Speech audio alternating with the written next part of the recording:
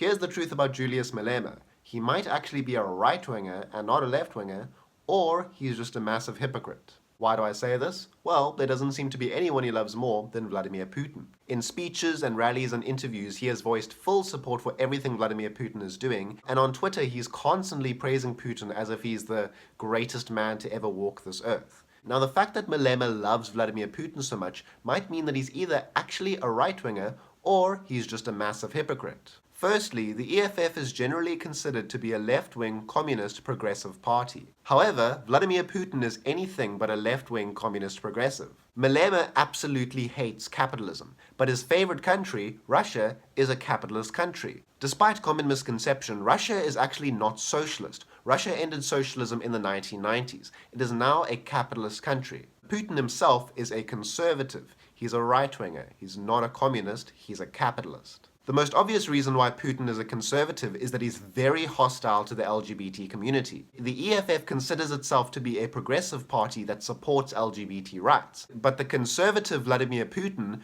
bans gay marriage, shuts down gay pride parades, and bans the sharing of information about non-traditional relationships in Russia. Putin has even referred to transgender rights as a crime against humanity. But I guess bombing Ukrainian children isn't a crime against humanity, but hormone blockers is. Malema is also an advocate for the poor and is hostile towards the rich, but then his beloved Vladimir Putin is also one of the richest billionaires on the planet.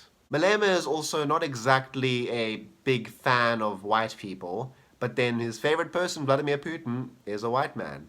Malema is also supposedly pro-democracy and anti-dictatorship, but then Russia is one of the worst dictatorships in the world. And the EFF also considers itself a strongly anti-imperialist party. Imperialism is bad. Imperialism is evil. But Russia is doing imperialism right now. What is Russia doing right now? Russia is invading another country, occupying that country's land and annexing it into Russia, saying, this belongs to Russia now forever because we took it by force through our tanks and guns. Russia is expanding its borders by force.